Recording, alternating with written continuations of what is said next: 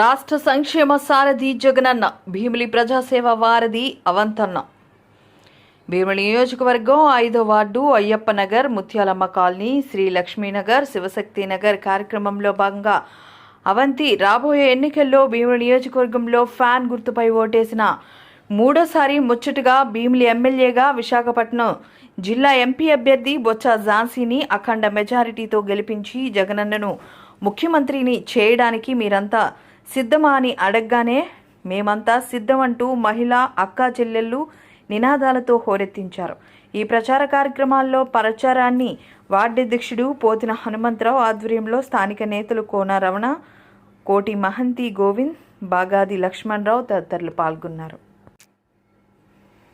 గత తెలుగుదేశం ప్రభుత్వ హయాంలాగా జన్మభూమి కమిటీలు కానీ రికమెండేషన్లు కానీ లేవు. మీ అందరికీ మరి ఈ సంక్షేమ కార్యక్రమాలు అందజేసినప్పుడు మీ కులం ఏంటో చూడలేదు, మతం ఏంటో చూడలేదు, మీ పార్టీ ఏంటో చూడలేదు. కాబట్టి తప్పనిసరిగా ప్రతి ఒక్కరు కూడా మీ అందరికీ నా విజ్ఞప్తి, ఈ సంక్షేమ కార్యక్రమాలు రావాలన్నా, మళ్ళీ ఈ పథకాలన్నీ మనకు కంటిన్యూ అవ్వాలన్నా, ఈ వాలంటీర్స్ ఉండాలన్నా, సచివాలయ వ్యవస్థ ఉండాలన్నా మళ్ళీ జగన్ గారు ముఖ్యమంత్రి అవ్వాలి. జగన్ గారు ముఖ్యమంత్రి అయితేనే మనకి ఈ సంక్షేమ కార్యక్రమాలు కానీ అభివృద్ధి కార్యక్రమాలు కానీ ఉంటాయి. ఇవాళ ఎలాంటి రికమెండేషన్ లేకుండా, ఎలాంటి లంచాలు లేకుండా ఇవాళ పూర్తి పారదర్శకంగా పేదల సంక్షేమమే ధ్యేయంగా ప్రభుత్వం జరుగుతుందంటే అదొక దేశంలో ఎక్కడా కూడా లేదు. అదొక మన ఆంధ్రప్రదేశ్ రాష్ట్రంలో ఉంది. ఇవన్నీ కూడా మీ అందరికీ నా విజ్ఞప్తి, ఇవాళ అందరికీ కూడా వడ్డించిన విస్తరలా ఉంది. మరి రేపొద్దున మరి విస్తరలో మనం భోజనం చేస్తామా, తన్నుకుంటామా, కాళ్ళు అనుకుంటాం అనేది మనందరం కూడా ఆలోచించాలి. ముఖ్యంగా ఇవాళ ఈ ఎలక్షన్లో ప్రచారం స్టార్ట్ అయిన దగ్గర నుంచి ఎలక్షన్ కూడా వచ్చింది. ఆ బటన్ నొక్కితే వచ్చే డబ్బులను కూడా మరి చంద్రబాబు నాయుడు రాకుండా అడ్డుకుంటున్నారు. ఆయన మనుషుల ద్వారా ఎలక్షన్ కమిషన్ కంప్లైంట్ ఇచ్చని ఈ విషయాలని కూడా మీ అందరూ కూడా గమనించాలి. ముఖ్యంగా ముసలి వాళ్ళకి పెన్షన్ ఇస్తారంటే వాలంటీర్స్ తీసుకెళ్లి ఆ పెన్షన్ ఇంటికి తీసుకెళ్లి ఇవ్వకుండా అడ్డుకున్నారు. ఆయన ఎందుకో అడ్డుకున్నారంటే జగన్ గారికి మంచి పేరు వస్తుందని ఆయన మనుషులతోనే ఎలక్షన్ కమిషన్కి మన ఆయన కంప్లైంట్ ఇప్పించారు. కంప్లైంట్ ఇప్పించి అడ్డుకున్నారు. దాని ద్వారా మరి ఈ వృద్ధులు చాలా మంది ఇబ్బందులు పడ్డారు. ఎండలో ఆఫీసులకు వెళ్ళలేక, బ్యాంకులకు వెళ్ళలేక కొంతమంది చనిపోయిన సందర్భాలు కూడా చూసాం మనం. ఇవాళ దేశంలో ఎక్కడా కూడా 3,000 రూపాయలు పెన్షన్ ఇవ్వట్లేదు. ఈయన చంద్రబాబు గారు ముఖ్యమంత్రిగా ఉన్నప్పుడు 38 లక్షల మందికి ఇచ్చేవాళ్ళు. ఇవాళ జగన్మోహన్ గారు ముఖ్యమంత్రి అయిన తర్వాత 68 లక్షలకు ఇస్తున్నారు పెన్షన్లు. అర్హత ఉన్న అందరికీ పెన్షన్లు ఇస్తున్నారు. మరి అయినా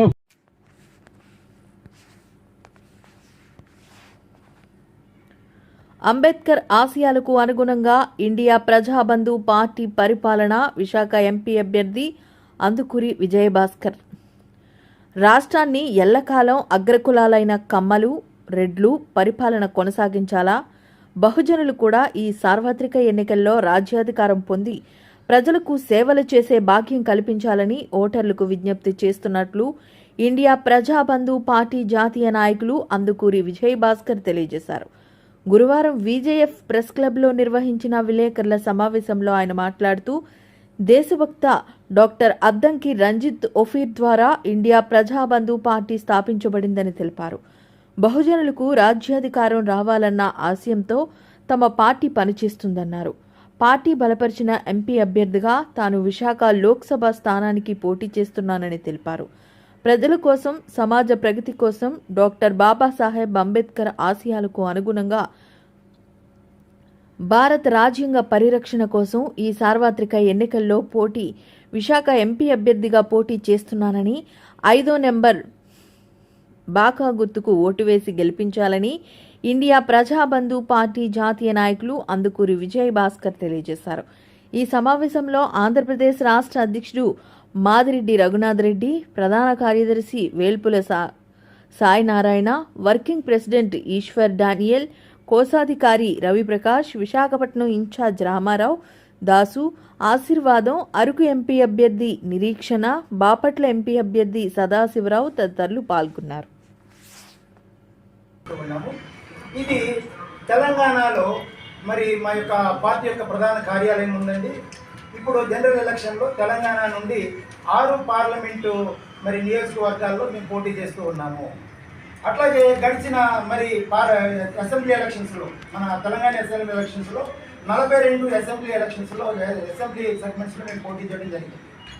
అట్లాగే ఇప్పుడు ఆంధ్ర రాష్ట్రం నుండి మరి నా పేరు అందుకూరి విజయభాస్కర్. నేను ఆంధ్రప్రదేశ్ మరి మా యొక్క ఇండియా ప్రజాబంధు పార్టీ వ్యవహారాలు ఇన్ఛార్జిగా కూడా నేను వ్యవహరిస్తూ ఉన్నాను. అలాగే మా యొక్క పొలిటికల్ పార్టీకి నేను నేషనల్ వైస్ ప్రెసిడెంట్ని, ఫౌండర్స్లో నేను కూడా ఒకరిగా ఉన్నాను. ఈ పార్టీ యొక్క వ్యవస్థాపక అధ్యక్షులు మరి దేశభక్త డాక్టర్ అద్దంకి రంజిత్ తోఫిర్ గారు ఇది స్థాపించారు. ఇది 2018లో మరి స్థాపించబడిన పార్టీ. 2019 జనరల్ ఎలక్షన్స్లో మేము పోటీ చేశాము. అనేక మరి అసెంబ్లీ ఎలక్షన్స్లో మేము పోటీ చేయడం జరిగింది. ఛత్తీస్గఢ్లోను, మరి మధ్యప్రదేశ్, రాజస్థాన్, ఉత్తరప్రదేశ్, అలాగే పంజాబ్ అలా మేము చేయడం జరుగుతూ ఉంది. ఇది మాకు ఈ పుట్టి మరి 6 సంవత్సరాలు అయింది. ఇప్పుడు ఈ ఎలక్షన్స్లో మేము ముందుకు వస్తూ ఉన్నాము. ఇప్పుడు కూడా ఈ జనరల్ ఎలక్షన్స్లో కూడా మేము ఛత్తీస్గఢ్ నుంచి పోటీ చేస్తూ ఉన్నాము. అట్లాగే పంజాబ్ నుంచి పోటీ చేస్తూ ఉన్నాము. మా వాళ్ళు ఢిల్లీలో కూడా పోటీ చేశారు. ఇది ఒక నేషనల్ పొలిటికల్ పార్టీ. ఒరిస్సా నుంచి కూడా పోటీ చేయడం జరిగింది. మరి అలాగే మరి ఆంధ్రప్రదేశ్ రాష్ట్రం నుంచి మరి ముఖ్యంగా మన విశాఖపట్నం మరి పార్లమెంట్ నియోజకవర్గానికి నేను ఎంపీగా మరి మా యొక్క వ్యవస్థాపక అధ్యక్షుడు వారు నన్ను బలపరిచి ఇక్కడ పంపించారు. కనుక నేను ఇక్కడి నుంచి కంటెస్ట్ చేస్తూ ఉన్నాను. మీకు చెప్పాను కదండి, నా పేరు అందుకూరి విజయభాస్కర్.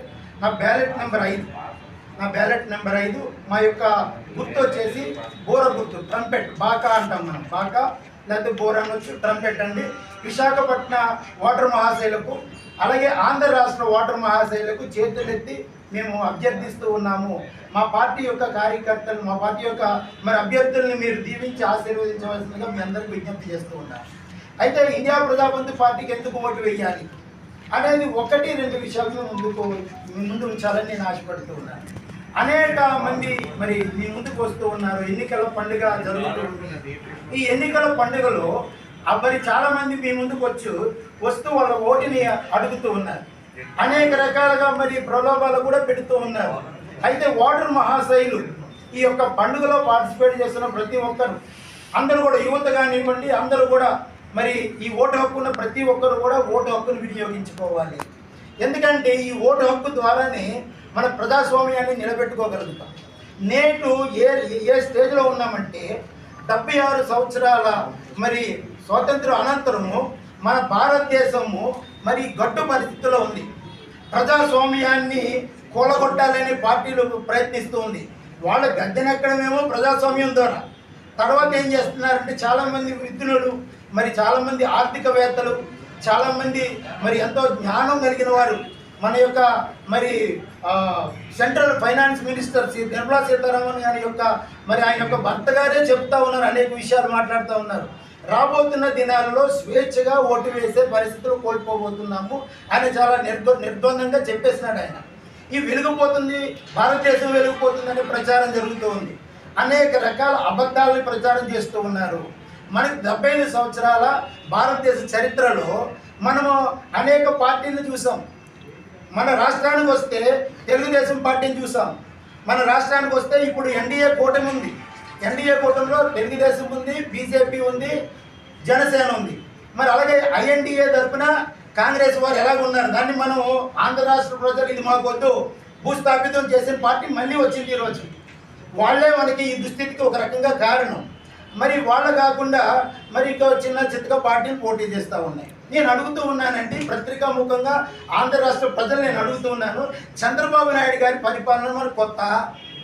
చంద్రబాబుని వద్దనే కదా మనం లాస్ట్ 5 సంవత్సరాల క్రితం వద్దనుకున్నాం కదా, అంటేనే కదా వైఎస్ఆర్సీపీ జగన్మోహన్ రెడ్డి గారు వచ్చారు. 14 సంవత్సరాలు ఆయన పోటీ చేసి మళ్ళీ అడుగుతున్నాడు, మళ్ళీ ఒక అవకాశం ఇవ్వాలంట. ఎందుకు బాబు నీకు అవకాశం ఇవ్వాలి? సమస్యలు పరిష్కరించే వారికే మద్దతు. బ్రాహ్మణ సంఘం బ్రాహ్మణుల సమస్యలను పరిష్కరించే వారికే మద్దతు ఇవ్వాలని వక్తలు పిలుపునిచ్చారు. గురువారం మధురవాడలో బ్రాహ్మణుల ఆత్మీయ సదస్సు నిర్వహించారు. ఈ సందర్భంగా పలు బ్రాహ్మణ సంఘాల ప్రతినిధులు మాట్లాడుతూ ప్రభుత్వాలు బ్రాహ్మణుల సంక్షేమాన్ని పట్టించుకోవడం లేదని ఆవేదన వ్యక్తం చేశారు. బ్రాహ్మణ కార్పొరేషన్ కూడా నిర్వీర్యం అయిపోయిందని ఆవేదన వ్యక్తం చేశారు. గంటా రవితేజ, సీనియర్ పాత్రికేయులు వీరభద్రరావు పాల్గొన్నారు. ఎక్కిన గుమ్మం దిగిన గుమ్మం ఎన్ని ఉన్నాయో ఇక్కడ ఉన్న వాళ్ళందరికీ తెలుసు. ఎందుకంటే ప్రైవేట్ అర్చక పురోహిత సంఘం అయినప్పటికీ, మధురవాడ సంఘం అయినప్పటికీ, బాలభాను అర్చక పురోహిత సంఘం, సంఘాల పేర్లు వేరు కావచ్చు కానీ సభ్యులందరూ ఒకటే. అందులో ఉన్న వాళ్ళు ఇందులో ఉన్నారు, ఇందులో ఉన్న వాళ్ళు అందులో ఉన్నారు. వీళ్ళందరికీ కూడా తెలుసు. ఇంతకు పూర్వం మనం ఎన్నిసార్లు ఎంతమంది దగ్గరికి వెళ్ళి మాకు అపర కార్యక్రమాలు నిర్వహించుకోవడానికి ఒక చిన్న స్థలం చూపించండి అని చెప్పి అడిగితే ఇంకేముంది ఇస్తాం ఇది అది అని కబుర్లు చెప్పి వాళ్ళే మీరు ఎక్కడైనా ప్లేస్ చూపించండి మేము దాన్ని ప్రొసీడింగ్స్ లో పెడతామని చెప్పిన తర్వాత ఓ ప్లేస్ చూపిస్తే అది వాళ్ళకి అనుకూలంగా ఉన్న వాళ్ళకి ఇంకెవరికో కేటాయించడం కూడా జరిగింది. ఈ విషయం కూడా అందరికీ తెలిసిందే. రాజకీయ నాయకుల చుట్టూ తిరిగి తిరిగి తిరిగి తిరిగి విసిగి వేసారిపోయిన తర్వాత ఈ రకంగా కాదు, మనకి ఉపయోగకరంగా చేసే వాళ్ళు ఎవరున్నారో వాళ్ళ దగ్గరికే వెళ్దామని చెప్పి లోగడ ఈ టీడీపీ వాళ్ళ దగ్గరికి కూడా వెళ్ళడం జరిగింది. మనకి బ్రాహ్మణ కార్పొరేషన్ అని చెప్పి ఒక కార్పొరేషన్ సమకూర్చి దానికి నిధులు కేటాయించి ఈ నిధుల ద్వారా బ్రాహ్మణులందరికీ ఉపయోగం చేద్దామని టీడీపీ పెడితే ఆ తర్వాత అధికారంలోకి వచ్చిన పార్టీ ఆ బ్రాహ్మణ కార్పొరేషన్ నిర్వీర్యం చేసి అందులో నిధులు లేకుండా వేరే వాళ్ళకి మళ్లించడం కూడా జరిగిన వాస్తవం అందరికీ తెలిసింది. కనుక మనం చిత్తశుద్ధితో మనకి మనం ఆలోచించుకొని ఎవరిని మనం గెలిపించుకుంటే బాగుంటుంది, మనకు ఒకరు చెప్పక్కర్లేదు. ఒక రకంగా భగవంతుడు మనకి ఇచ్చిన అదృష్టం ఇది, ఈ జన్మ, బ్రాహ్మణ జన్మ. సాక్షాత్తు శ్రీకృష్ణుడే భీష్ముని అడిగితే చెప్పాడట భీష్ముడు, బ్రాహ్మణ జన్మ ఎత్తాలంటే ఏం చేయాలంటే అది పూర్వజన్మ సుకృతం వల్ల రావడమే తప్ప అది ఎవరికి అయ్యే యోగ్యత కాదని.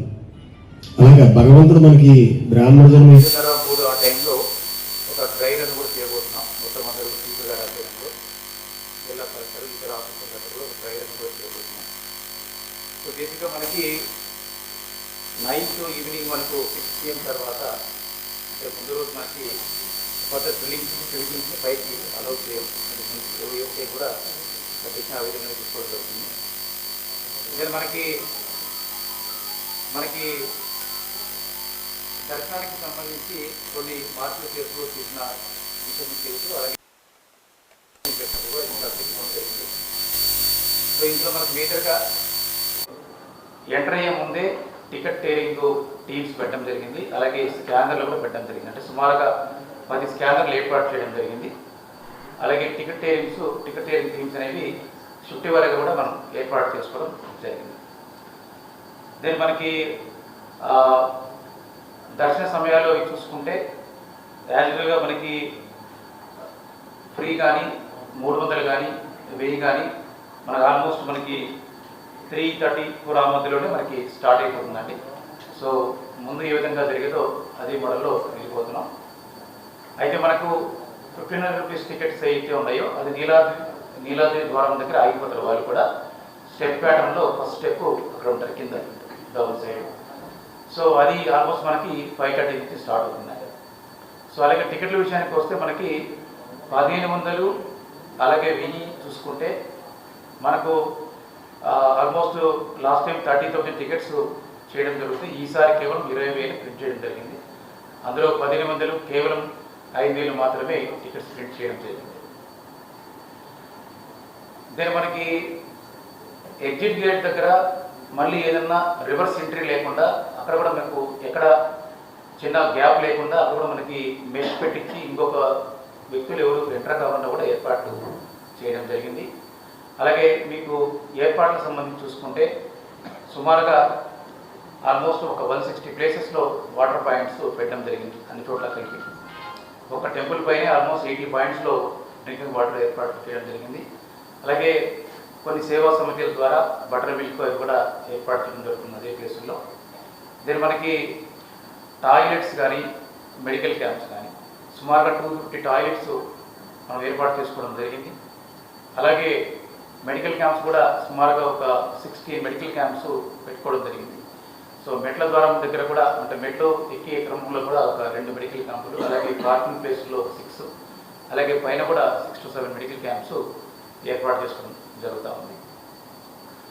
ఎండను దృష్టిలో పెట్టుకొని వేడిని దృష్టిలో పెట్టుకొని మనకి షామ్యాన లేని ఏరియాలో రోడ్ల మీద కూడా మనకు కూల్ పెయింట్ ఏదైతే ఉందో అది కూడా స్టార్ట్ చేయడం జరిగింది. సో ఆ విధంగా కూడా ఎండవేయడం నుంచి కూడా కాపాడడానికి అన్ని ప్రయత్నాలు చేస్తున్నాం. దెన్ మెడికల్ క్యాంపుల్లో మనకి రొటీన్ డ్రగ్స్తో పాటు ఓఆర్ఎస్ కానీ అదర్ ఫస్ట్ ఎయిడ్ కిట్స్ కానీ ఏర్పాటు చేస్తున్నాం. అలాగే మనకు దర్శనం అయిన తర్వాత ఎగ్జిట్ తర్వాత వచ్చిన తర్వాత ఆల్మోస్ట్ మీకు అక్కడ అన్నదానం సత్రం దగ్గర ఆల్మోస్ట్ అక్కడ దిగుతారు వాళ్ళు. అక్కడ ఆల్మోస్ట్ 800 కెపాసిటీతో ఏర్పాటు చేయడం జరిగింది. ప్లస్ కింద కూడా ఒకవేళ ప్రసాదం కానీ అన్నదానం లాంటివి పార్కింగ్ స్థలాల్లో కూడా కొన్ని చోట్ల ఐడెంటిఫై చేయడం జరిగింది. అది ఈవో గారు చెప్తారు. సో దెన్ మనకు 3 నుంచి 4 మధ్య రొటీన్గా మనకు ఎండోమెంట్ డిపార్ట్మెంట్ సంబంధించిన ఎంప్లాయీస్ అలాగే సేవలు పాల్గొన్న ఎంప్లాయీస్కి ఆ గ్యాప్ పీరియడ్లో అనుమతి ఇవ్వడం జరుగుతుంది. అలాగే 4 నుంచి 5 మధ్య మనకు విభిన్న ప్రతిభావంతులకి ప్రతిసారి ఏ విధంగా అనుమతిస్తామో అదేవిధంగా ఈసారి కూడా అనుమతి ఇవ్వడం జరిగింది. అలాగే ఎటువంటి ప్రోటోకాల్ దర్శనాలు లేవు. అది అందరూ ఇంపార్టెంట్ పీపుల్ కూడా కమ్యూనికేట్ చేయడం జరిగింది. సో ఎటువంటి ప్రోటోకాల్ దర్శనాలు ఉండవు. ఎక్సెప్ట్ మనకు అంతరాలయం బిగినింగ్లో 1 అవర్ అయితే మనకు సాంప్రదాయబద్ధంగా వస్తుందో ఆ పీరియడ్లో తప్పనించి ఆ తర్వాత ఎటువంటి పరిస్థితుల్లో కూడా ఎటువంటి ప్రోటోకాల్ దర్శనాలు ఉండవు. తాళాలు వేసి కేవలం అర్చకులు మాత్రమే లోపలికి బయటకు వెళ్ళించడానికి ఆ తాళాలు కూడా ఈవో గారి ఆధ్వర్యంలో ఆయన చేతికి అప్పగించడం జరుగుతుంది. మరి ఇక్కడ ఐటీ సంస్థలు వస్తూ ఉన్నాయి, తర్వాత పోర్టులు వస్తూ ఉన్నాయి. పోర్టుల వల్ల ఆదాయం పెరుగుతుంది. ఇంత గొప్పగా అభివృద్ధిలో కూడా ఆంధ్రప్రదేశ్ ఒకవైపు సంక్షేమం, మరొక వైపు అభివృద్ధి 2 కళ్ళుగా దాన్ని చేసుకొని జగన్మోహన్ రెడ్డి గారు ఆంధ్రప్రదేశ్ ముందుకు తీసుకుపోతున్నారు. ఆయనకి ఏ స్వార్థం లేదు, ఇక్కడ ఏ విధమైన కరప్షన్ లేదు. ఏం మాట్లాడాలో తెలియక మోడీ గారు వాళ్ళు ఇచ్చిన స్క్రిప్ట్ చదివేసిపోయారు. కరప్షన్ అంటే ఎక్కడుందో కరప్షన్, మరి ఆయన అది వివరాలతో చెప్పుంటే బాగుండేది. ప్రవర్తించాలి. అలాంటి వాడు ఎంత హీనంగా లాస్ట్ ఎలక్షన్స్ అప్పుడు కూడా స్థానిక ఎన్నికల్లో అతను ఎట్లా ప్రవర్తించాడో, అతని ఉత్తరాలు, అతను అంత చంద్రబాబుకి ఎంత అమ్ముడుపోయాడనేది ఆ రోజు కూడా మేము విమర్శించాం. ఈరోజు ఇంకా అంతే, ఎంత అమ్ముడుపోయాడో నిజంగా వచ్చాక వీళ్ళందరి మీద ఎంక్వైరీ వేయాల్సిన అవసరం ఉంది కూడా. అసలు అట్లాంటి వాళ్ళంతా వచ్చారు మేధావులు, కులం ముసుగులో మేధావులంతా తయారైపోయి ఏం చేస్తున్నారంటే ఈ మేధావులు ఆ పేద వర్గాల నోట్లు మట్టి కొడతా ఉన్నారు వాళ్ళని. 40 మంది దాదాపుగా ముసలివాళ్ళు చచ్చిపోయారే, మీ ఇంట్లో తల్లిదండ్రులు లేరా, పెద్దవాళ్ళు లేరా? మీరు అడ్డదారిలో నల్ల డబ్బు సంపాదించి మీ వాళ్ళని సుఖపెట్టవచ్చు కానీ ఈ పేదవాళ్ళకి ప్రభుత్వమే కదా అండాదండ. పాపం ఆ వాలంటీర్లు 5,000 రూపాయలు పనిచేస్తూ సేవా దృక్పథంలో చేస్తున్నటువంటి వాలంటీర్ల మీద ఇంత నిప్పులు గక్కి పవన్ కళ్యాణ్కి ఏమైనా వ్యక్తిత్వం ఉందా, సొంత ఆలోచన ఉందా? అసలు అతనికి ఏమైనా చంద్రబాబుకు ఒక బానిసలాగా బతుకుతున్నటువంటి నువ్వు కూడా మాట్లాడితే ఎట్లా? ఇక మాట్లాడటమే రానటువంటి లోకేష్, అతనికి ఏమీ తెలియదు. ఒక సర్టిఫికెట్ అంటే ఏదో కొనిచ్చాడు, మీ నాన్న డబ్బులు ఉన్నాయి కనుక మేనేజ్ చేశాడు. 1వ క్లాస్ కూడా పాస్ కాదు, మాకు తెలుసు ఆ సంగతి. అట్లాంటి వాడు కూడా వచ్చి సీఎంని ఇష్టం వచ్చినట్టుగా వరే అని ఇంత హీనమైన భాషలో మీ సంస్కారాలు, హింసావాదాన్ని రెచ్చగొట్టడం, సీఎంను చంపడానికి ప్రయత్నం చేయటం అంటే ఎట్లయినా సరే అడ్డదారులు ఎన్టీఆర్ని చంపాం కదా, అదేవిధంగా సీఎం జగన్మోహన్ రెడ్డి గారిని కూడా చంపేస్తే ఇక మాకేమి నిరాటంకంగా ఉంటుంది. ఈ రాష్ట్రంలో అడ్డమే ఉండదు మాకు. మేము మళ్ళీ ఎన్నేళ్ళైనా మా ఇష్టం, ఈ తిక్కలాన్ని తీసుకొచ్చి మళ్ళీ నేను ముఖ్యమంత్రిని చేసుకుంటాను నా కొడుకుని అనేటువంటి ఒక దురాశతో 75 ఏళ్ల ముసలాడు ఇప్పటికి కూడా ఇదే కుట్రలు, ఇదే కుయుక్తులు వన్నుతూ నీచమైన భాషతో తిరుగుతూ ఉన్నాడంటే ఎక్కడైనా ఒక పొలిటీషియన్ ఏం చెప్పుకుంటాడు? నా 5 ఏళ్లలో లేదు, నా 14 ఏళ్ళు అని చెప్తున్నాడు కదా. నేను సెల్ ఫోన్ కనిపెట్టాను, లేకపోతే హైదరాబాద్ నేనే పునాదేసి కట్టాను, ఇలాంటి పిచ్చి మాటలు పక్కన పెట్టి నువ్వు పిచ్చివాడని తేల్చారు. వాటి వల్ల ప్రయోజనం ఏం లేదు. వాటిని కాకుండా నీ 14 ఏళ్ల పరిపాలనలో ఆంధ్రప్రదేశ్లో ఉమ్మడి రాష్ట్రంలో కానీ ఇక్కడున్న ప్రత్యేక రాష్ట్రంలో కానీ నువ్వు సాధించింది ఏంటి, నువ్వు చేసింది ఏంటి? ఒక్క పని ఎందుకు చెప్పలేకపోతున్నారు మీ ముగ్గురు కూడా? ఆయన 3 మంత్రి పదవులు తీసుకున్నాడు కదా లోకేష్. ఆయన చేసేది ఏంటయ్యా అంటే మంత్రి పదవులు తీసుకొని మొత్తం కూడా ఐటీడీపీ పెట్టుకొని కొంతమంది ఇంజనీరు ఫ్రెండ్స్ని పెట్టుకొని వాళ్ళకి 3 నెలలకి 2 లక్షలు 3 లక్షలు జీతాలు ఇస్తూ దాదాపు 300-400 మందిని సోషల్ మీడియాలో ఆడవాళ్ళని క్యారెక్టర్ అసాసినేట్ చేయడానికి వాళ్ళ తెలివితేటలను ఈ విధంగా ఉపయోగిస్తున్నారు. మాకు నిజంగా కూడా అంత చెప్పాల్సిన అవసరం, అపరిచితుడని పేరు పెట్టచ్చు అతనికి. ఎందుకంటే ఎక్కడ ఏ వేషం వేయాలో అతనికి తెలిసినట్టు ఇంకెవరికి తెలియదు. ఒక్క పుస్తకం కూడా రాయలేని వాడు పద్మభూషణ్ బిరుదులు తెచ్చుకున్నాడంటేనే దాన్ని బట్టి మనం అర్థం చేసుకోవచ్చు. ఎంత మాయగాడంటే ఎన్టీఆర్ దగ్గర చేరి, అంతకుముందు రాధాకృష్ణన్ ఆయన ఉండేవాడు, ఆయన హిందీ నేర్పడానికి, ఆ రోజులు నేషనల్ ఫ్రంట్ చైర్మన్ కదా ఎన్టీఆర్ గారు, హిందీ నేర్చుకోవడానికి ఆయన ఎట్లా పక్కకు పంపించాడో తెలియదు, కానీ నేను రాలేదు అప్పటికి. తర్వాత ఈయన చేరిపోయాడు ఆ స్థానంలో. చేరిపోయి ఇంట్లో ఒక మెంబర్లాగా, కొడుకులాగా చూశాడు ఎన్టీఆర్ గారు. మా పెళ్ళి అయినా కూడా మేమెంతో రోజు మాతో పాటు భోజనం చేసేవాడు వచ్చి.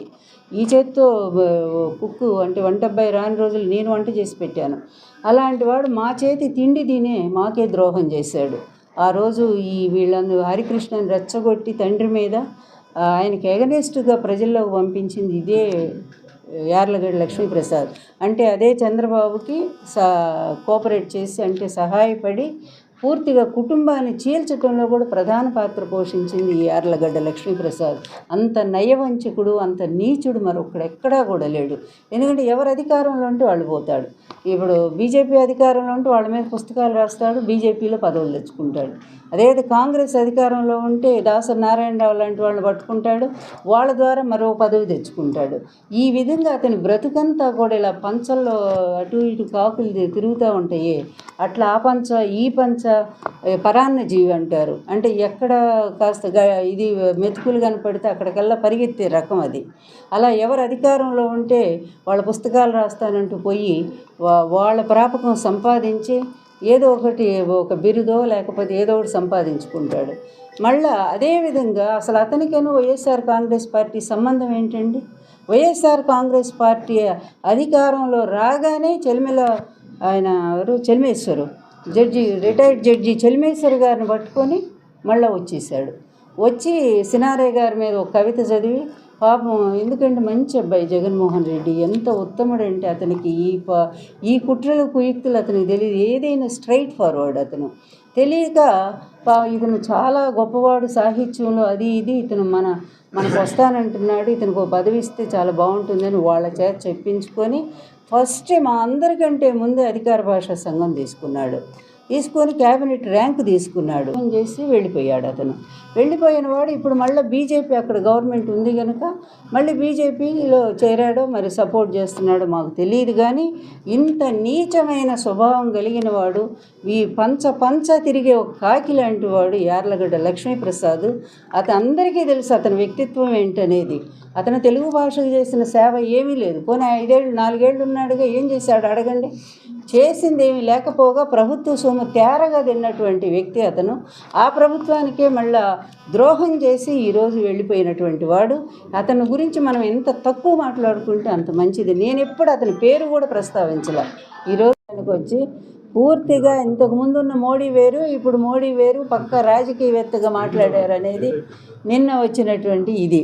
సరే, అది అట్లా ఉంచితే ప్రజలు నమ్మించి మోసం చేసి మళ్ళీ అదే ప్రజలను వెన్నుపోటు పొడిచి వేల కోట్ల రూపాయలు దండుకొని రాష్ట్రాన్ని లూటీ చేసి ఏమీ చేయకుండా ఏ ప్రాంతం చూస్తే ఎక్కడేసిన గొంగళి అక్కడే ఉన్నట్టుగా ఉండిపోయినటువంటి పరిస్థితుల్లో చంద్రబాబు నాయుడిని ప్రజలే తీవ్రంగా ఓడించారు.